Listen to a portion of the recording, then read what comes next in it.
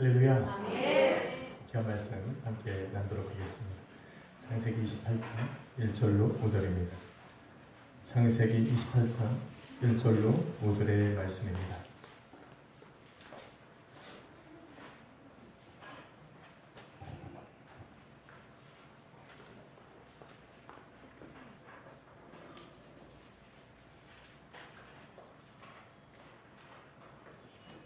찾으셨으면 교독하도록 하겠습니다.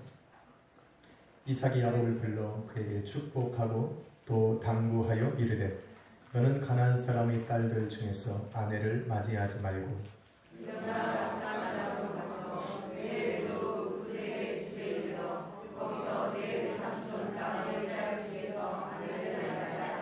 전능하신 하나님이 내게 복을 주시어 내가 생육하고 번성하게 하여 내가 여러 족속을 이루게 하시고 아브라함에게 허락하신 복을 내게 주시되 너와 너와 함께 내 자손에게도 주사 하나님이 아브라함에게 주신 땅 곧 내가 거류하는 땅을 내가 차지하게 하시기를 원하노라. 같이 있습니다.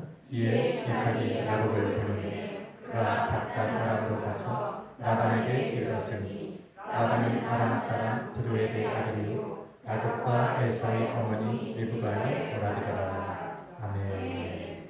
한번 따라하겠습니다. 허락하신 복을 받으라. 허락하신 복을 받으라. 아멘. 아멘.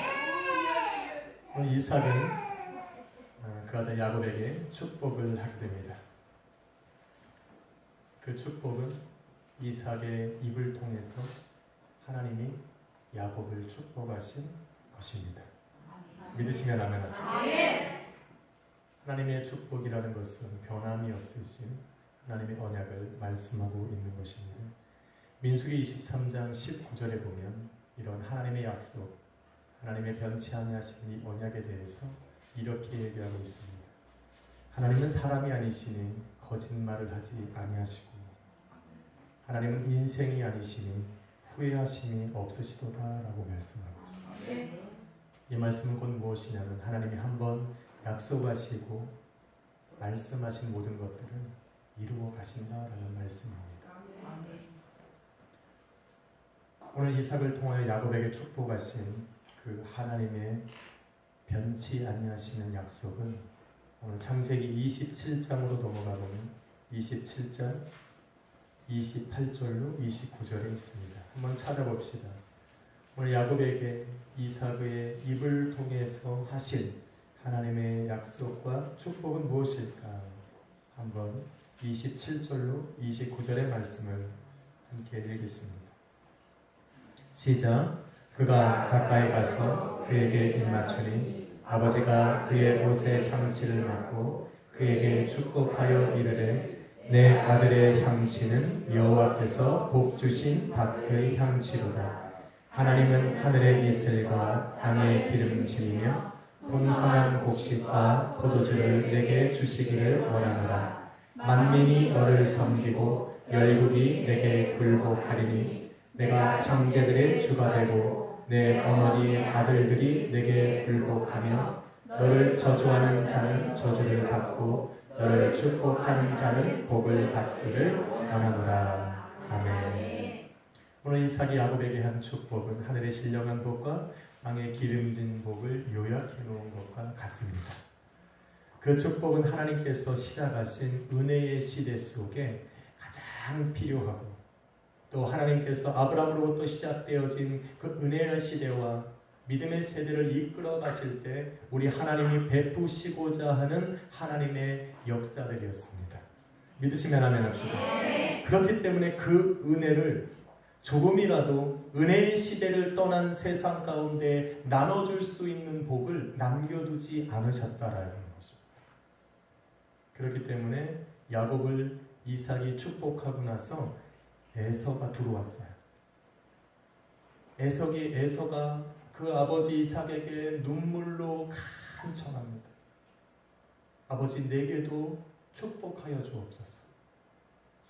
오늘 성경 그대로 보면 아무리 그가 목소리를 높이고 간절히 울부짖으며 그 아버지 이삭에게 애원하고 간청했지만 그 아버지는 뭐라고 말합니까? 내가 너에게 나눠줄 복이 없다라고 얘기합니다.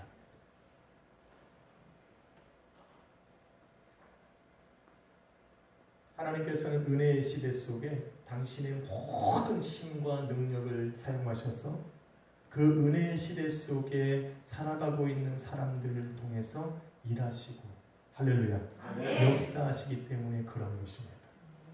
오늘 저와 여러분은 예수 그리스도의 그 사랑과 은혜 안에 살아가는 하나님의 자녀들입니다. 아멘. 한번 옆에 분하고 인사합시다. 당신은 하나님의 자녀입니다. 당신은 하나님의 자녀입니다. 믿으시면 아멘 합시다. 아멘. 뭐 이러한 믿음이 있어야 오늘 예배 가운데 내가 주인공이라는 생각이 듭니다. 아멘. 예배는 이 앞에 서 있는 저의 예배가 아니에요. 그렇다고 해서 이 자리에 앉아 있는 여러분의 예배도 아니에요.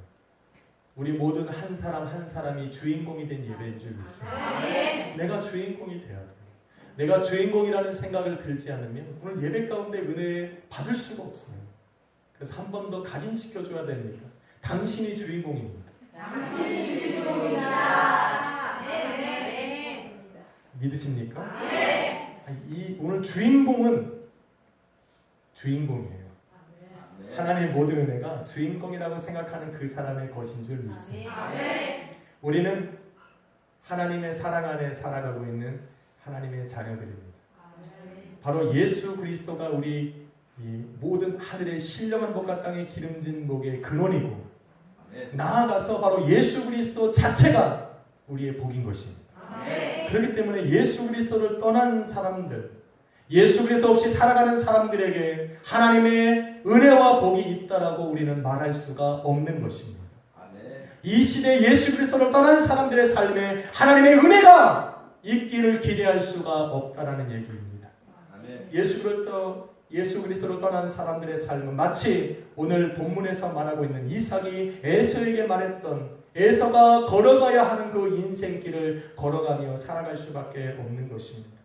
그의 삶의 길은 어떻습니까? 이삭은 에서에게 이렇게 말합니다.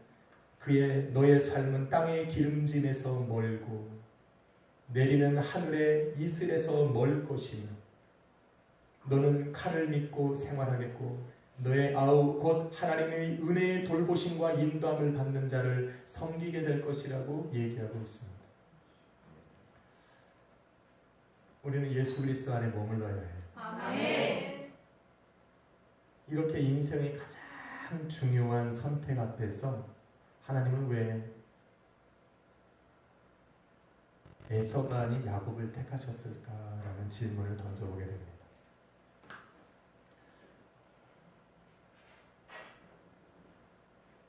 물론 누군가를 선택하는 것은 절대적인 하나님의 주권입니다. 어떤 사람을 선택하든 그것은 분명 하나님의 주권적인 일들입니다. 그래서 누구도 그거에 뭐라고 할 수가 없습니다. 그러나 성경은 하나님의 주권적인 그 선택에 대해서 이렇게 얘기하는 거예요. 로마서 9장 15절에 보니까 하나님은 긍휼히 여길 자를 긍휼히 여기고 하나님은 불쌍히 여길 자를 불쌍히 여기는도다 라고 말하고 있습니다. 그러면 우리는 질문을 바꿔야 합니다. 하나님께서 선택하신 야곱에게서 얻으셨던 그 긍휼함을 베푸시고 불쌍히 여겨야만 했던 야곱의 모습은 어떠한 것이고 에서를 하나님이 선택하지 않을 수밖에 없었던 그의 삶에는 무엇이 있었을까라는 질문을 던져봐야 합니다. 그러기 위해서는 우리는 알아야 됩니다. 결론적으로 에서는 하나님의 축복을 받고 안 받고의 문제가 아니라 그것과는 전혀 상관없이 자기가 기뻐하는 대로 자기 눈에 보기 좋은 대로 자기의 삶을 살아갔다라는 것입니다.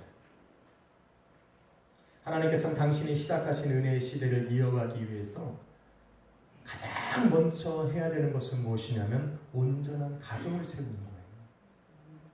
왜 그러냐면 아브라함을 불렀을 때에 뭐라고 말씀하십니까? 너는 생육하고 번성하고 땅에 충만하라. 그러므로 말미암아서 너는 이 땅을 다스리고 정복해야 합니다. 생육하고 번성하는 것은 어디에서부터 시작되어지냐면 바로 온전한 가정에서부터 시작되어지는 걸 알아요. 그래서 하나님께서 당신의 은혜의 시대를 시작하면서 하나님이 약속하시고 계획하시고 뜻하신 하나님의 은혜의 세대가 생육하고 번성하고 충만케 하시기 위해서 부르신 그 아브라함은 아브라함만 부른 것이 아니라 누구를 불렀어요? 사라를 부른. 사라가 없었다면 아브라함을 통해서 하나님이 이루고자 하시는 그 선하신 목적은 이룰 수가 없었다는 거예요. 하나님께서는 그 사라와 아브라함을 통하여서 온전한 가정을 세우시기 위해서 그 사라의 여종 하갈과 이스마엘을 허락하지 않으신 거예요. 나아가서 하나님께서는 아브라함의 아들 이삭을 하나님이 선택하실 때 이삭만 선택한 것이 아니라 바로 이삭 주변에 널려 있었던 이방 민족에서 이 이삭의 아내를 택한 것이 아니라 하나님은 온전한 가정을 이삭에게 세우기 위해서 하나님만 의지하고 하나님을 깨닫고 하나님의 율법에 순종하며 살아갈 수 있는 바로 그의 고향인 라반의 집에서 뭡니까? 그 자기의 고향에서 리브가를 선택한 것입니다. 왜 그럽니까? 온전한 가정을 세워야 되는 거예요. 우리는 그것을 잊어버려서는 절대 안 돼요. 그래서 온전한 가정 속에 우리가 하나님의 선하신 뜻을 이루어가기 위해서는 나 혼자 되는 것이 아니에요. 부부가 연합해야 돼요. 그래서 하나님께서는 아담을 지으시고 생육하고 번성하고 충만하고 이 땅을 정복하고 다스리라고 했을 때에 그의 돕는 배필인 하와를 하나님이 허락하신 거예요. 오늘 이 땅 가운데 살아가는 저와 여러분은 예수 그리스도를 신랑 삼아 삼아가는 주님의 몸된 교회고 신부인 겁니다. 아멘. 우리 예수님께서 십자가 위에서 이루신 그 모든 역사는 우리 교회를 통해서 이 땅 가운데 선포되어지는 거예요. 아멘. 우리 교회가 온전치 않으면 하나님의 나라는 커갈 수 없습니다. 하나님의 나라는 준비되어질 수 없습니다. 그러니 하나님은 우리를 택하신 그 모든 것에 우리를 인도해 가실 수밖에 없는 거예요. 아멘. 믿으시면 아멘 합시다. 아멘. 이런 하나님의 계획에 비추어 볼 때 그러면 에서는 어떠한 삶을 살았느냐. 창세기 26장에 보면 에서는 자기가 지금 거하고 있는 그 가나안 땅 헷 족속 그 이방 민족에게서 아내들을 취하였습니다. 첫 번째 아내는 유디시였고 두 번째 아내는 바스맛이라고 하는 아내였습니다. 이 헷 족속에서 얻은 이 아내들도 부족하여서 창세기 28장 8절로 9절에 보니까 에서는 누구에게서 또 아내를 얻어요? 이스마엘에게 가서 아내를 취하는 겁니다. 요약하자면 에서는 첫 번째 아내를 가나안 지역에서 얻었고 두 번째 아내를 가나안 지역에서 얻었고 세 번째 아내를 이스마엘 민족에게 가서 아내를 얻은 거예요. 에서는 이런 결정으로 이삭과 그 어머니 리브가의 마음에 근심을 주었다라고 성경은 얘기하고 있어요. 또한 나아가서 그 헷족 속의 아내들이 얼마나 이 리브가의 마음을 상하게 하고 근심케 했는지 리브가가 나중에 이렇게 고백해요. 내가 너의 아내들 때문에 삶이 괴롭다라고 얘기하는 거예요. 얼마나 그랬어요. 삶이 싫다라고 표현을 그대로 합니다. 우리는 좋잖아요. 할렐루야. 우리는 며느리들 때문에 행복하잖아요. 권사님 그죠? 아멘. 우리는 그렇게 살아가야 될 줄을 믿습니다. 아멘. 나 때문에 누군가 괴로워하면 얼마나 마음이 아프겠어요. 하나님께서 축복과 저주의 권세를 이삭에게 주었다면 오늘 이삭과 리브가가 마음에 근심하고 삶을 싫어할 정도로 괴로웠다면 우리 하나님께서는 얼마나 근심하고 괴로웠겠냐는. 사실 에서는 그렇게 할 필요가 없었어요. 에서는 장자로 태어났어요. 살아가면서 아버지 이삭의 모든 총애와 사랑을 한 몸에 받은 사람이에요. 그냥 가만히 있으면 하나님의 약속의 세대와 은혜의 시대의 주인공이 될 수 있었어요.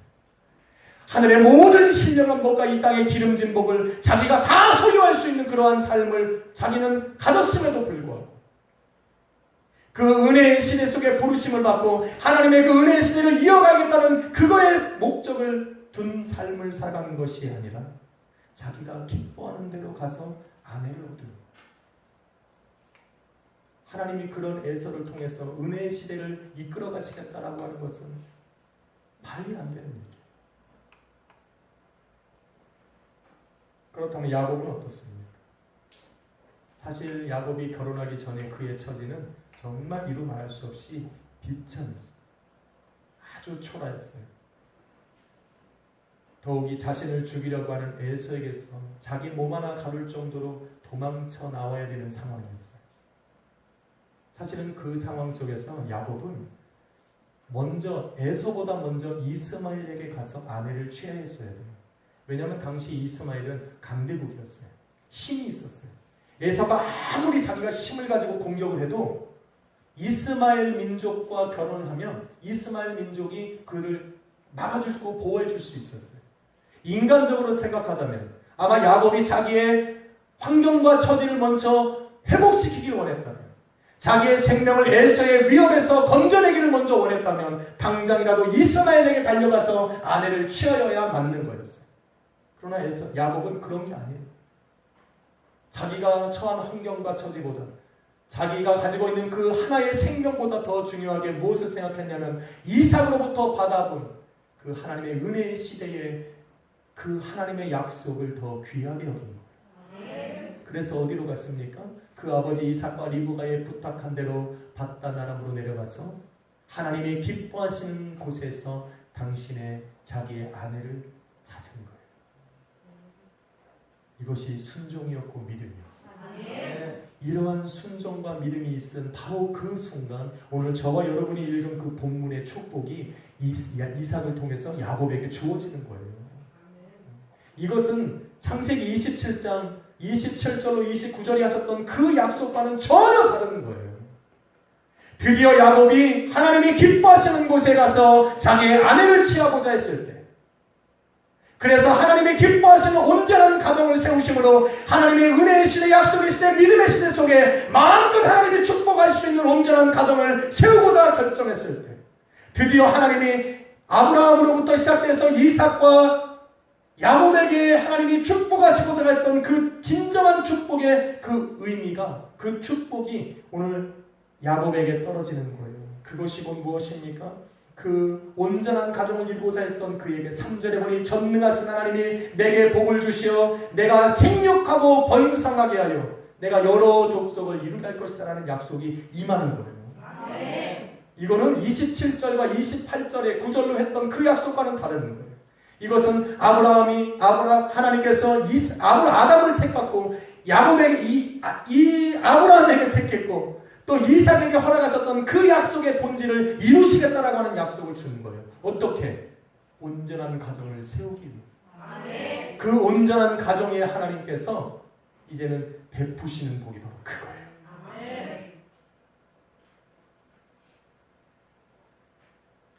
힘없이 도망가는 야곱에게 그 아버지 이삭과 어머니 리브가는 이렇게 부탁을 하는 거예요. 너는 가나안 사람의 딸들 중에서 아내를 맞이하지 말고 밧단 아람으로 가서 내 외조부 부두엘의 집에 이르러 거기서 내 외삼촌 라반의 딸 중에서 아내를 맞이하라 라고 얘기하는 거예요. 성경은 뭐라고 얘기합니까? 야곱이 부모의 명을 따라 밧단 아람으로 내려갔더라 라고 얘기합니다. 이런 야곱의 순종이 있었기 때문에 하나님은 야곱을 택하실 수밖에 없었어요. 만일 야곱이 자기의 당한 상황과 처지 속에서 에서와 같은 결정을 내렸다면 하나님은 정말 그 은혜의 시대를 다음 사람에게 넘겨야 되는 그러한 일들을 겪으실 수도 있었을 것이나 야곱은 자기의 생명보다 자기가 받은 그 은혜의 시대 속에 하나님의 약속을 더 소중히 여겼기 때문에 택함을 받으신 거예요.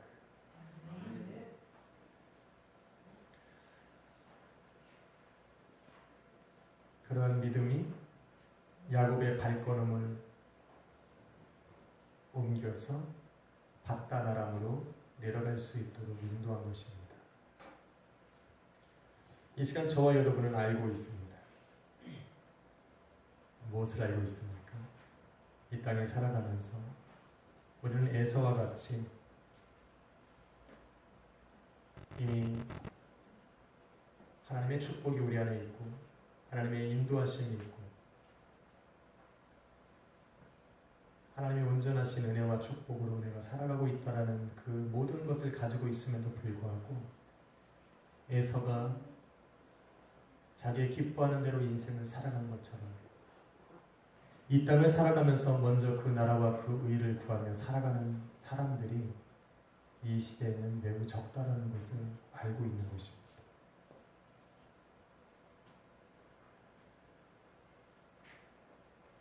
야곱과 같이 자신의 환경과 처지와 생명을 구하는 것보다 하나님의 약속을 이루는 것에 더 중심을 두고 살아가는 사람이 이 시대에는 많이 없다라는 것을 저와 여러분은 이미 알고 있습니다.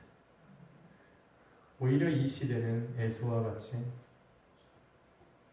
나의 기뻐하는 대로, 내 생각에 옳다고 하는 대로, 내가 원하는 대로 삶을 살아가는 그러한 사람들이 많이 있다는 것을 알고 있습니다. 이것은 세상에 속한 사람들뿐만 아니라 예수 그리스도를 통해서 하나님의 자녀요 성도로 부르심을 받은 저와 여러분의 인생도 마찬가지라고 생각할 것입니다.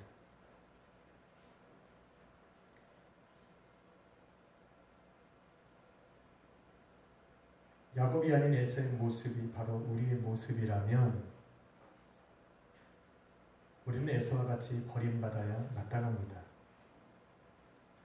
에서가 품고 살아갔던 그의 삶이 바로 우리의 삶이라면 우리는 분명 은혜의 시대와는 거리가 먼 것입니다. 지금까지 그렇게 살아왔고 지금도 그렇게 살아가고 있고 내일도 그렇게 살아가지 않을 것이라고 장담할 수 없는 우리의 삶은 정말 은혜의 시대 속에 베푸시는 하나님의 은혜로 내가 살아가고 있을까라는 믿음과 확신을 가질 수는 없을 것입니다.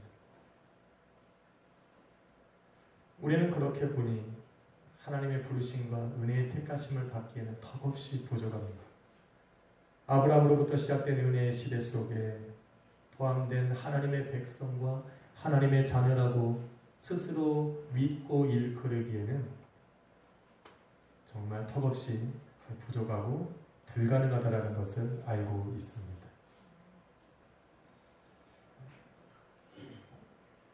그래서 저는 에서와 야곱을 보면서 야곱의 인생 속에 저의 모습을 발견한 것이 아니라 에서의 모습 속에 저의 모습을 발견하면서 마음이 굉장히 숙연해졌어요. 그런데 그런 저와 여러분의 삶에도 불구하고 사도 베드로는 우리를 향하여 뭐라고 얘기하고 있냐면 너는 택한 족속이요 왕같은 제사장이 거룩한 나라요 그의 소유된 백성이라고 선포하고 있습니다. 아멘. 할렐루야. 아멘. 오늘 그 말씀이 저의 마음을 위로했고 저에게 힘을 주었습니다. 사도 베드로는 어떻게 그럴 수 있을까? 사도 베드로는 그것을 본 거예요. 깨달은 거예요. 확신할 수 있는 믿음이 생긴 거예요. 언제? 그는 예수님을 외면했어요. 예수님을 부인했어요. 예수님을 저주하고 십자가 못 박혀 죽으신 예수 그리스도를 외면한 채 자기의 고향으로 자기의 발걸음을 옮겨 돌아간 거예요. 에서와 같은 삶이었고 저와 여러분과 같은 삶을 살아왔던 사람이었습니다. 그런데 그런 그에게 부활하신 예수님께서 찾아오셨을 때 바로 그런 자기의 모습 때문에 자기의 모든 죄와 허물 때문에 우리 주님께서 십자가를 지셨다는 것을 깨닫게 된 거예요. 그리고 그 예수 그리스도의 십자가의 죽음으로 자기는 그 모든 죄와 사망의 올무에서 해방되었고 자기가 예수님을 통하여서 지었던 모든 죄를 우리 하나님이 용서하시고 다시 그 십자가의 사랑으로 자기를 품었다는 것을 깨닫게 되는 거예요. 이제는 우리 하나님께서 예수 그리스도의 그 사랑으로 말미암아서 그 십자가의 그 은혜로 말미암아 나를 회복시키시고 다시 한번 저주받아 마땅한 인생, 예수 그리스도를 떠난 삶, 이의 시대 속에 멀어진 나의 삶을 하나님이 다시 인도하셨어. 이제는 나의 모습으로 나를 바라보는 것이 아니라 예수 그리스도의 그 사랑 안에서 나를 바라보고 계시다는 것을 확신하게 되는 거예요. 그래서 오늘 자기와 같은 인생을 살아가는 저와 여러분에게 확신에 찬 목소리로 선포하는 거예요. 너는 거룩한 나라고 너는 택한 족속이고 왕같은 제사장이고 우리 하나님의 복된 자녀라고 얘기하고 있는 거예요. 믿으시면 아멘 합시다. 저와 여러분의 인생을 바라보고 모습을 바라보는 누구도 우리는 하나님의 자녀라고 확신할 수 없고 선포할 수 없어요. 그러나 오늘 예수 그리스도의 그 십자가의 보혈의 공로는 저의 입술과 여러분의 입술을 통해서 세상 가운데 선포할 수 있게 하시는 거예요. 나는 하나님의 자녀로, 은혜의 시대 속에 우리 하나님의 인도함을 받는 자녀라고 선포할 수가 있게 한 것입니다. 우리 그래서 옆에 분하고 인사해야 됩니다. 당신은 하나님의 자녀입니다. 당신은 거룩한 나라입니다. 믿으시면 아멘 합시다. 이게 이 말씀이 없었다면 오늘도 우리는 누구도 하나님의 은혜 속에 살아간다라고 얘기할 수가 없었을 거예요. 우리 주님의 거룩한 보혈은 에서와 같이 세상을 즐기며 살아가는 모든 죄악된 사람들의 죄를 하나님이 사하실 수 있는 능력이 되는 것입니다. 자기의 기쁨을 위해 살아가는 사람들에게 다시 한번 기회를 허락하시는 하나님의 사랑의 기회가 되는 것입니다. 사랑하는 여러분, 은혜와의 시대는 저와 여러분 안에 있는 것입니다. 그래서 은혜의 시대 속에 이끌어가신 우리 하나님의 동행하심과 축복과 은혜는 바로 저와 여러분의 인생 속에 있는 것입니다. 하늘의 신령한 복과 땅의 기름진 복에서 멀었던 나의 삶이 다시 한번 예수 그리스도를 통하여서 내 삶에 그것이 찾아왔고 이제는 그 허락하신 복을 받아 누리라고 말씀하고 있는 것입니다. 이 말씀이 무엇이냐면 에서가 하나님 앞에 이 아버지 이삭에게 간절히 요청합니다. 내게도 복을 주십시오라고 했을 때 그 아버지 이삭이 그를 축복할 수는 없었어도 너의 인생 속에 묶여있는 저주를 풀 수 있는 유일한 희망의 메시지를 하나를 던져줍니다. 그것이 무엇이냐면 40절, 창세기 27장 40절에 보면 이렇게 말합니다. 너가 매임을 벗을 때에 이렇게 말합니다. 너가 매임을 벗을 때에는 그 멍에를 내 목에서 떨쳐버리리라 라고 말합니다.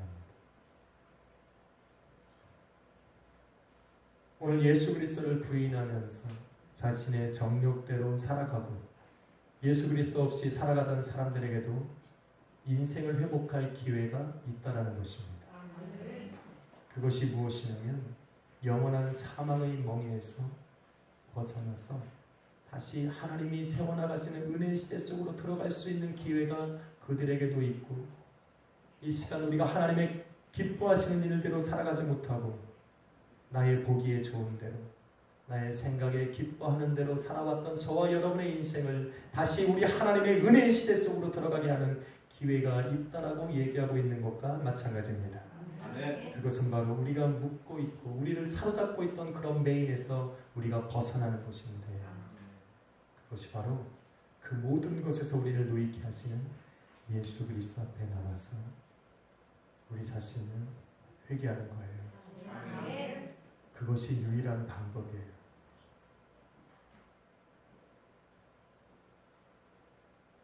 에서가 아버지 이삭의 축복을 가로챈 야곱이 미웠지만 죽이려고 했지만 그 모든 마음을 접어두고 야곱에게 가서 그를 섬기는 자가 될 때 비로소 에서의 인생은 회복되어지는 거예요.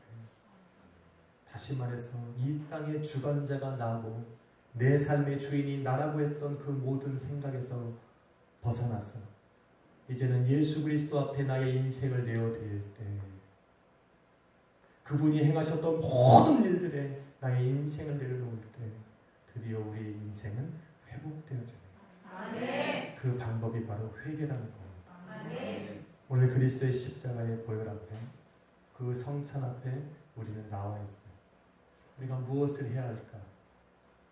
그 성찬을 대할 때 하나님 내게 원하시는 것은 무엇일까라고 한다면 오늘 우리의 인생의 주권을 우리 하나님께 내어드리는 거예요. 오늘 그리스도의 보혈을 또 그리스도의 살갑기를 대하는 이 자리 속에 나의 이제까지 살아왔던 나의 모든 인생의 방법들과 생각들을 내려놓고 회개하며 나아가는 거예요. 그럼 그 그리스도의 보혈의 능력은 저와 여러분을 에서의 삶에서 야곱의 삶으로 바꿔줘요. 은혜가 없던 시대 속에서 은혜의 시대로 우리를 집어넣는 것이고 하나님의 세상 속에서 칼을 의지하며 살아와야 되는 그러한 인생 속에서 하나님의 은혜로 인도함을 받는 그 삶으로 우리 하나님은 바꿔주시는 그러한 마음으로 부르심을 받았습니다. 그러니 오늘 주님 앞에 나아갈 때 감격해야 합니다. 다시 한번 일어나야 합니다. 그래서 야곱이 험난한 인생을 걸어갔지만 그 여정 중에 우리 주님이 동행하신 것처럼 오늘 여러분이 걸어가는 그 걸음걸음마다 우리 성령님은 동행할 것이고 우리 약수의 교회가 가는 모든 그런 이 계획과 선포하는 곳마다 성령의 역사가 일어날 줄로 믿습니다. 기도하겠습니다.